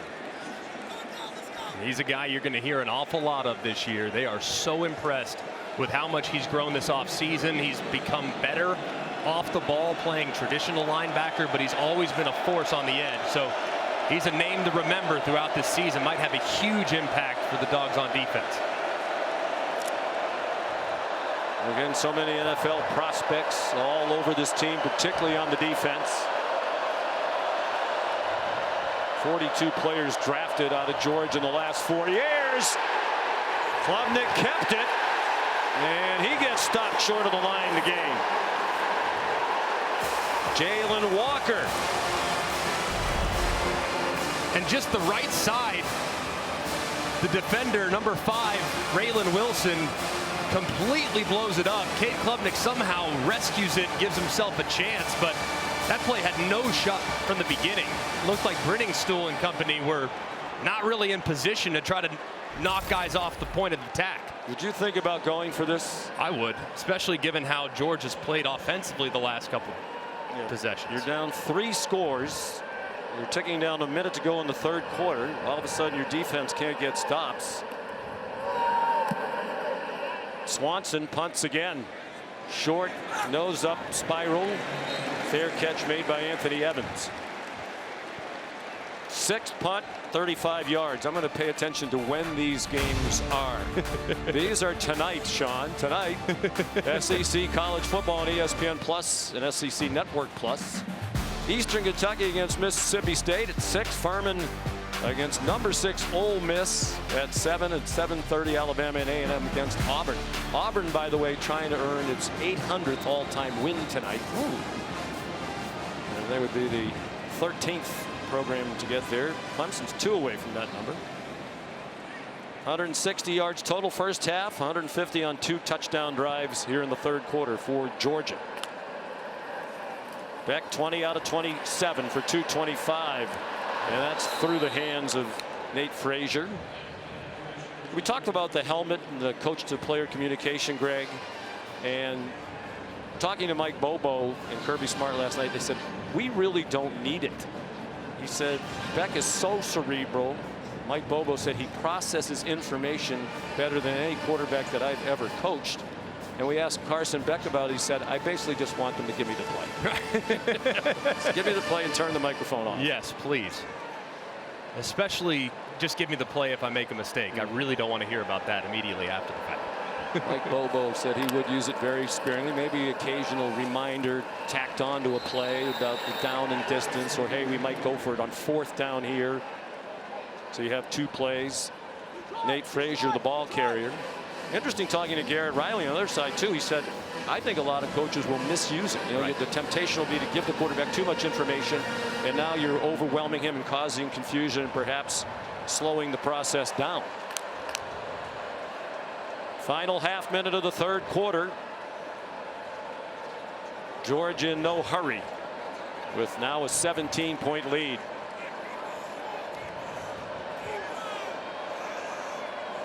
2 out of 7 on 3rd down, the Dogs. The blitz from deep didn't get there. The pass is incomplete. Intended for Ben Urosic, the Stanford transfer, with Jaden Lucas nearby. I think what's been encouraging about this performance from Georgia, while it's far from finished, there's a lot of things that they can clean up, though. That in particular, I mean, if Urosic just keeps running, it's an easy pitch and catch, and he might even have a chance to get first down out the back gate. So Kirby's got to be loving this tape. In control, playing well, but still a lot of very correctable, very fixable errors. And Thorson, in the last 2 years, his single season punt totals have been the 2 lowest since 1948. Bombs one there with a well-rested leg. He has a great sense of humor on social media. When Carson Beck announced he was coming back, Thorson tweeted, "Ugh, now I'm going to get even less playing time."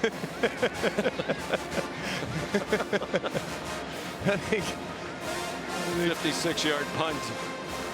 Yeah. He's a funny guy. He's from Australia. That is good stuff. Yeah, the quarterbacks and the punters don't often get along, because if he's going on because we failed, it's not usually a super friendly relationship. So, you know, it's understandable. But when he does punt, it's never returned. Ever. They went all last year without allowing a punt return on his 32 punts. Part of that's he hits it high. The other part of it is they have Arian Smith and Dom Lovett as the gunners running down there. Great speed. Are there to pressure the receiver. Tyler Brown.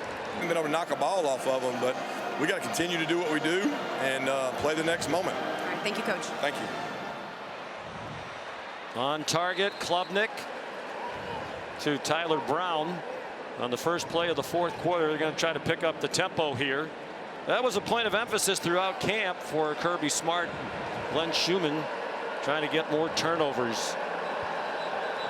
For as good as they've been on defense, I mean, since they took over in 2016, they've forced just 150 takeaways. That's 52nd in college football. And ironically, Clemson's #1 with 193. They had 17 takeaways last year. That was just 69th in college football. But then again, they were 5th in scoring defense, and that's really what it's all about. On 3rd down and short, Maffa has the first down. If you are Clemson here, would you consider picking up the tempo, getting up to the, here they come. Yeah. They have Bryant Wesco Jr. on the field right at the middle of your screen at the bottom, number 12, one of the most highly recruited wide receivers coming out of high school, true freshman from Midlothian, Texas. They're very excited about his future. Nazir Stackhouse, a college football playoff quarterfinal with the expanded field of 12. Will be played here. Chick-fil-A Peach Bowl, and the national championship game will be here. Klubnik in trouble. Looked like he was down before he threw it away. Pressure from Jalen Walker, their leading sack man from a year ago, with 5.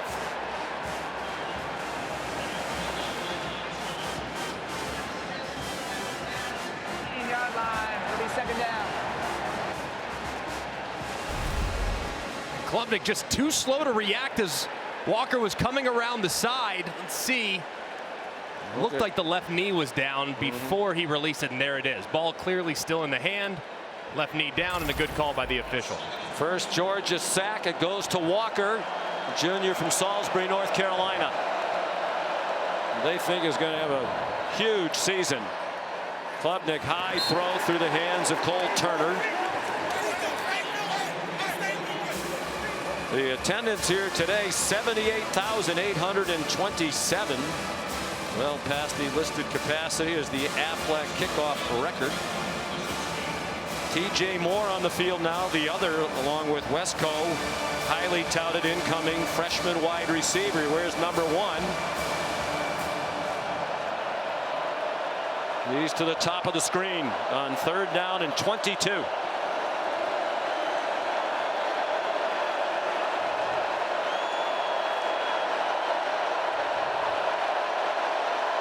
Play clock down to 2. Lots of confusion on the offense. They finally snap it, and Klubnik runs into the rush. Raylan Wilson there for Georgia. A loss of 2. just can't happen there. That first down sack that Cade Klubnik took, you just can't do it. And that's something he's worked hard on all of season, eliminating the negative plays. Look, you're rolling to your left. You have no chance. You know they're breathing fire coming at you. You got to get rid of the ball quicker. You just can't take that sack. So obviously complete drive killer, and Clemson's forced to punt again. Just 7 first downs for the Tigers, 135 total yards of offense. Aiden Swanson, a good punt, sending Anthony Evans back inside the 35. Might be a tired punt coverage unit. The return comes up just shy of midfield. 54-yard punt, 9-yard return. Here's our Sonic drive-in recap. It's been an excellent second half offensively for Georgia, starting with some misdirection. They start with a little fake inside, get dealt out in the flat, and Arian Smith up the wheel, and you got it. A couple plays later, you find Colby Young in a one-on-one situation on the back shoulder. Big third down conversion right here. You clear it out with Lovett. You have a guy underneath, and then in comes Humphreys, the transfer from Vanderbilt, who's been quiet today, and he finds a nice conversion. Frazier pays it off a couple plays later. It's been a terrific and efficient second half from the Georgia offense. Quick pass from Beck to Arian Smith, and he gets dropped after a 2-yard gain. Well, like Bobo said, they'd make an effort to get Smith involved, and they clearly have.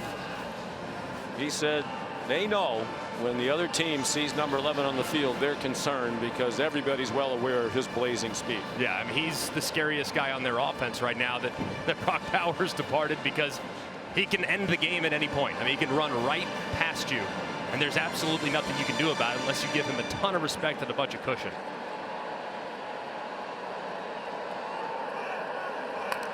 Branson Robinson in at running back. They faked it to him. Beck on target. First down. Arian Smith again with Jaden Lucas in coverage for Clemson. An 11-yard gain. And this is what scares you to death. I mean, you think he's going to run right past you, so you know you have to give it a ton of respect like Jaden Lucas does. He's 12, 15 yards deep, and then boom, he slams on the brakes, comes right back down his stem, creating separation from the defender. It's perfectly thrown by Carson Beck with great time and anticipation, and it's really uncoverable when you have that kind of speed.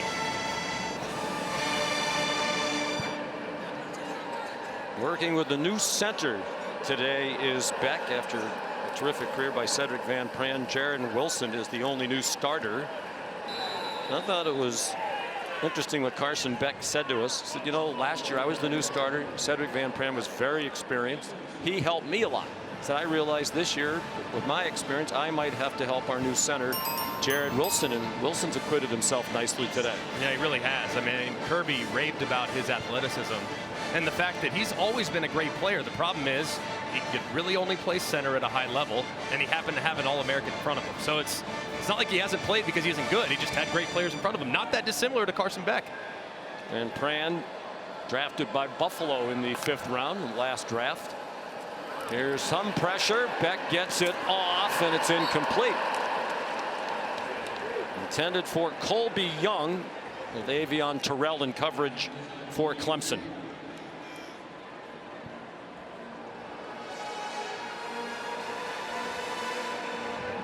Carson Beck, I admire his honesty talking to Molly McGrath. You know, a lot of Heisman Trophy candidates. I'm not really thinking about that.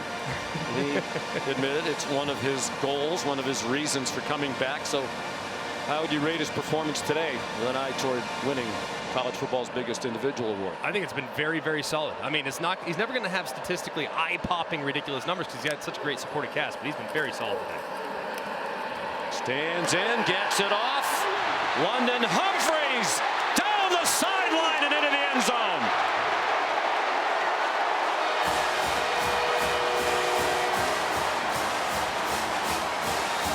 Well, he's only caught 2 today, but they've both been big. A 23-yarder earlier, and this is a 40-yard touchdown. And Humphreys on the shallow cross uses the umpire as a little bit of a pick right there. He crosses face, and there's nobody out the back door. Humphreys, the transfer from Vanderbilt, unbelievable top-end speed. And once he gets into the open field, it's going to be really hard to track down. And big play again from Georgia, showcasing that athletic ability that they have at wide receiver. Well, they don't go into the portal much because they recruit so well, but they did bring in 11 players. They support a team that was #1 most of last year. Woodring's extra point is good. And Dabo Sweeney's reluctance to work in the transfer portal will undoubtedly be another topic of conversation after this game, as his team all of a sudden outclassed by Georgia in the second half. Leading 27-3 with just under 10 minutes to go here in the Aflac Kickoff game from Atlanta. Phil Maffa back for the Peyton Woodring kickoff. It's another touchback. Here's Kevin. Sean, time now for our All-State check-in. Good one in Nashville over on ESPN. Virginia Tech down 17-0 at one point here. Bo Kyron Drones, the Bayshore tootin', yeah. Really good job of holding that ball and allowing the back to uncover to the last minute, Kev. We're tied at 20 apiece early in the fourth quarter. Sean, back to you. Oh, before that, coming up in less than an hour here on ABC, we've got a great matchup in the Swamp. Cam Ward making his Miami University debut for the Canes, taking on the Gators. All right, Kevin, thank you. We said something very interesting when Kevin threw it back to us for the first time. Hit the editing room floor. Cade Klubnik on target. First down to Tyler Brown. Here's Molly. Well, Sean, Georgia D lineman Michael Williams is back in their locker room for further evaluation. Remember, he previously suffered a left ankle injury late in the third quarter. He was favoring that left leg when he walked back to the locker room. He's not on their sideline right now, I'm told. He's out for now. All right, Molly, thank you. Klubnik lets it go deep, and it is intercepted by the All-American Malachi Starks.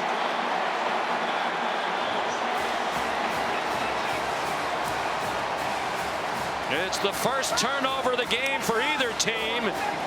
And it comes in the building where Starks made an impressive debut against Oregon 2 years ago. That is absolutely ridiculous by Malachi Starks. I mean, he played it just like a wide receiver, and yet he's in coverage. Eyes back to the inside immediately. Stays in phase with the wide receiver. Times his jump perfectly and rolls and high points that ball before securing it en route to the ground. Just an absolutely ridiculous interception from the All-American. He played a lot of last year with an injured shoulder. He had a torn labrum with which he played most of the year. Had surgery in the offseason. Here's Nate Frazier. Nate Frazier. What a debut. All the way to the Clemson 38-yard line. 40 yards on the run. Those that were comparing him to DeAndre Swift weren't kidding. I mean, he moves like him even. Just put a number 7 on that jersey. You might feel like he's the exact same guy. Very shifty, but you see the acceleration too. I mean, guys, 10-5 100-meter dash guy, track guy that plays with great strength as well at 210 pounds. Just really tough to bring down. And my goodness, man, he's got a very bright future in Athens. Maybe it isn't a foregone conclusion that when he's eligible, Trevor Etienne will be the starter at running back for Georgia. 66 yards rushing now on 9 carries for Frazier, the leading rusher in the game by far for either team. Georgia takes its first time out of the game. With 8:28 to go. 27-3. Dogs these seasons, both losses to Alabama. They have completely stifled Clemson all day long, and now the offense is picking it up. And Nate Frazier adding to his terrific college debut. Jaden Lucas made the tackle and came away limping a bit. Just been such an impressive showing here in the second half from this Georgia offense. In the first half, really not a ton of rhythm. Average about 5.3 yards a play. Here in the second half, up to 10.6. Just crazy efficient. You see just the athleticism that they have at the skill positions, including running back. The true freshman already making an impact here. Well, we talked about replacing the top 2 running backs. Dejon Edwards, Kendall Milton, both went to NFL training camps this year. I think I've seen enough of Frazier to believe he has more. Right on cue, announcer Jinx. He has more, physical talent and skills. Yeah. More speed.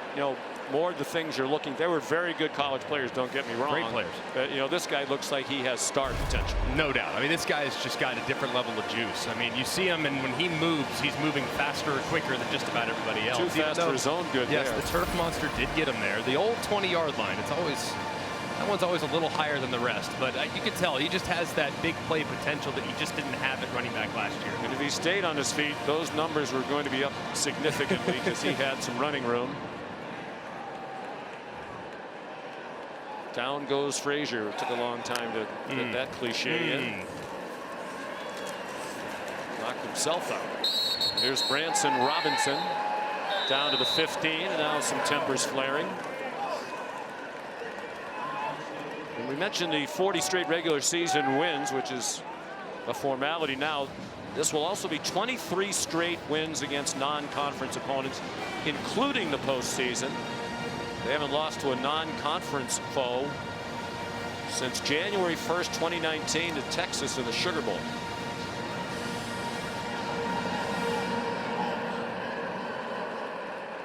Cash Jones, the running back now. Carson Beck went under center. Jones bounces it outside, delivers a stiff arm, stumble toward the pylon. Touchdown.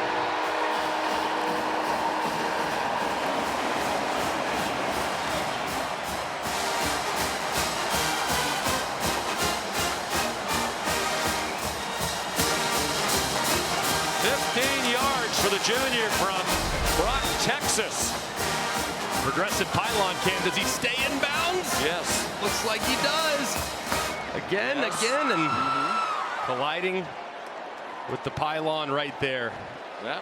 From that angle, it looked questionable, but from the down the line one that we saw, it was in bounds. There was a little green in between. Yeah, that progressive pylon cam was awesome right there. That's a great look at it.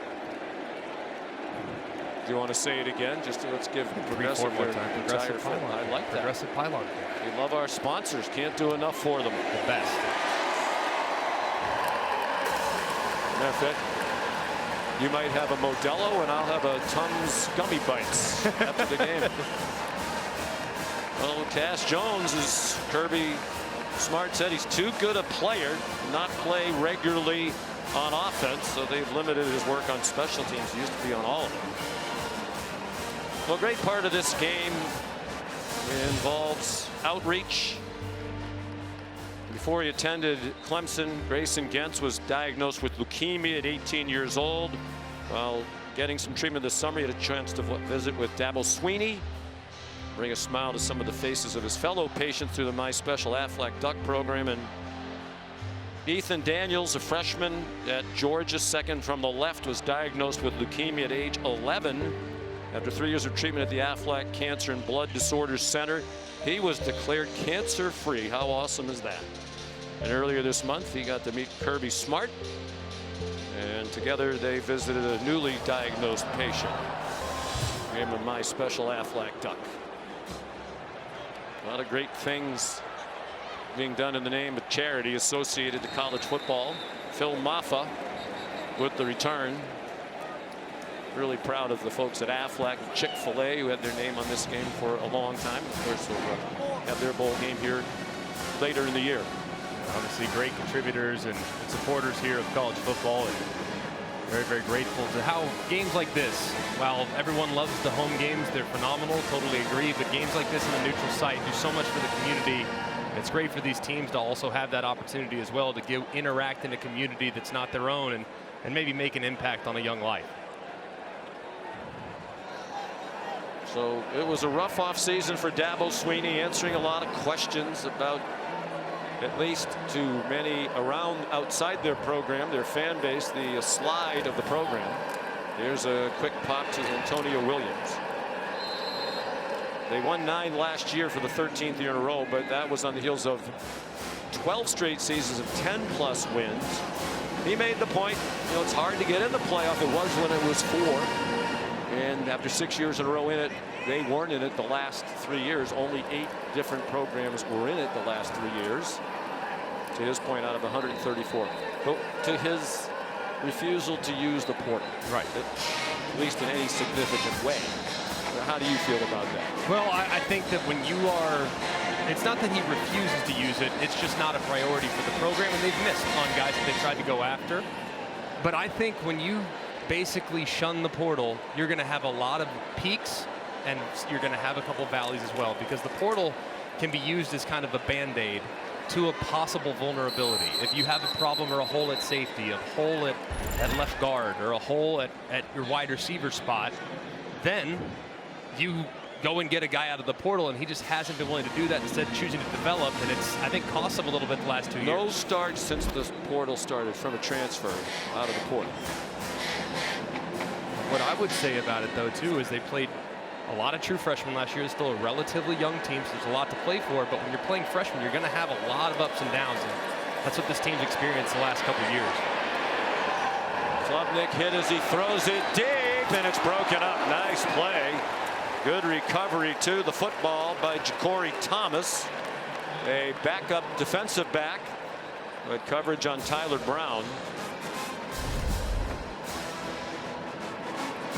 Opportunity downfield here. He had Tyler Brown for a minute, just couldn't quite get it out there in time, but he took a big shot as he was releasing the football by Damon Wilson. Klubnik's taking some big hits today. Just got to continue to speed up that process with some of his decisions that he's making. Well, it's a tough way to open against the #1 team in the country, a team that's great on defense year after year after year. And as several will-be draft picks again, that's up for grabs for Cole Turner, and all kinds of flags fly. We mentioned the recruiting for Georgia. Here's Ellis Robinson IV out of New Haven, Connecticut, in IMG Academy in Florida. Defense, #1. 15-yard penalty, automatic, first half. 5-star recruit, and many recruiting services had him rated the #1 overall recruit at any position in the country, and he's at Georgia. Yeah, and just a clear pass interference on the underthrown deep ball. He's going to have a very bright future. They're thrilled to have both him and KJ Bolden in the back end, some young guys that they'll kind of factor in, continue to give more and more playing time as they get their confidence and comfort level within the defense up. Penalty assessed from the line of scrimmage. They're at the 44-yard line. 4:20 to go.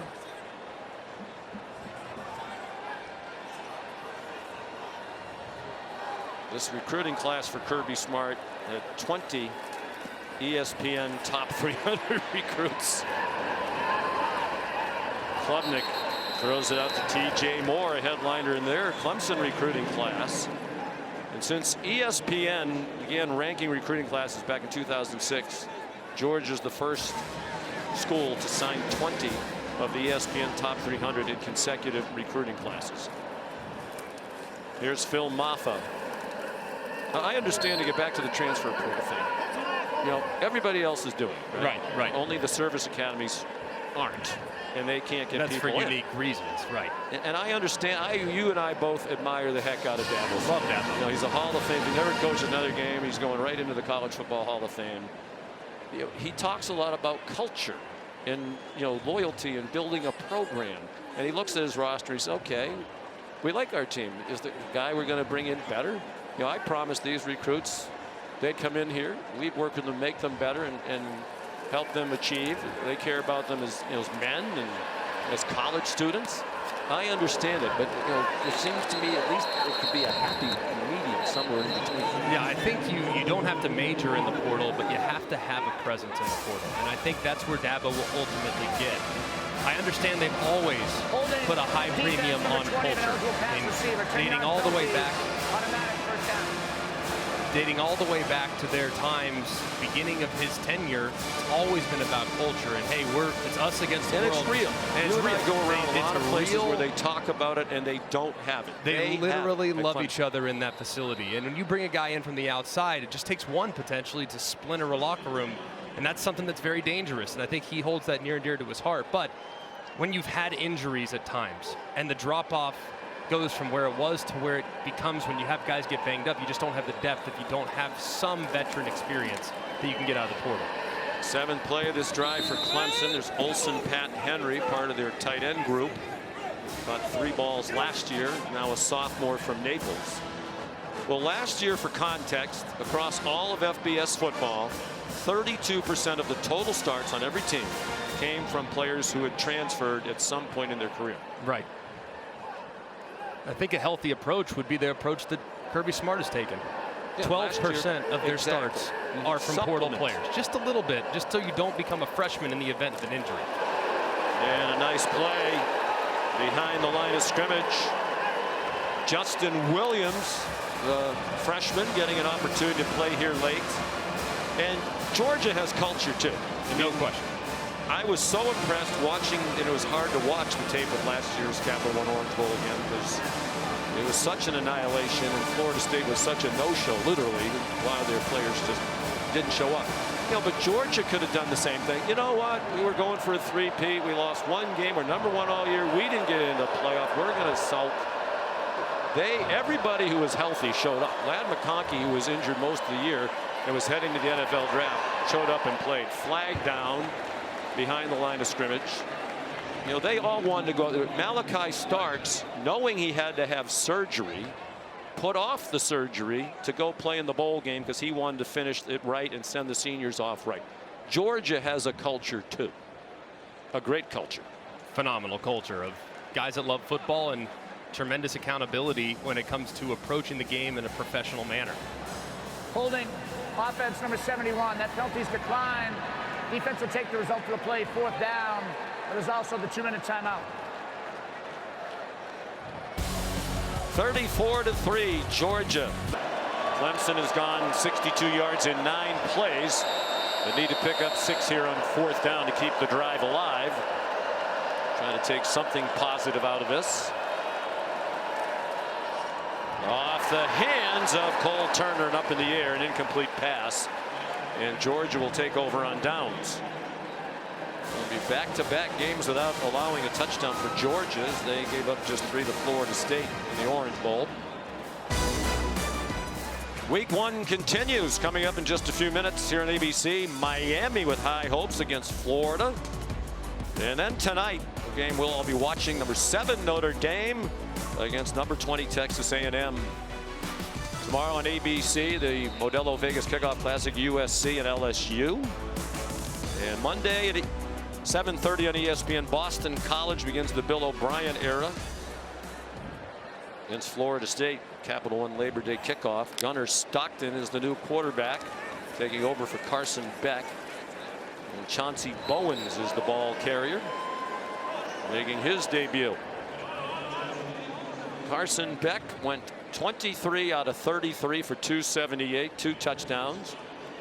And I think showed, Greg, all the things that we've come to know from him. Good decision making, poise in the pocket, accuracy, and still adjusting to all the new pieces around him. And I think that's Kirby Smart's going to come back and look at this tape and absolutely be over the moon excited, because a couple years ago in 2021 or 2022, when they came into this game, they looked like the greatest football team we've ever seen. When they beat Oregon the way they beat Oregon, this one, this has not been a flawless performance by any stretch of the imagination. It's been really, really good, but there's so many things that just little things, little nuanced changes that they're going to want to make this camp. And I think it's going to be easier to do knowing when they watch the tape there are those adjustments to be made. I'd like to get your quick thought on tonight. Notre Dame and Texas A&M. The Mike Elko era begins. And against his quarterback from last year from Duke, Riley Leonard, who's transferred to South Bend. I think he's got a pretty good feel for who Riley Leonard is, don't you think? But I think A&M's really talented. They've lacked some structure. They've brought in a couple guys in the portal that could take over the game tonight. But both teams tonight, Notre Dame and A&M, really big question marks along the offensive line. And knowing the D-line that A&M has and the D-line that the Irish have, I think that's going to be a low-scoring dogfight.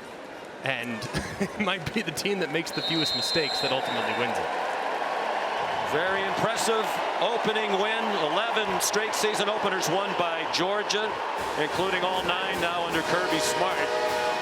And the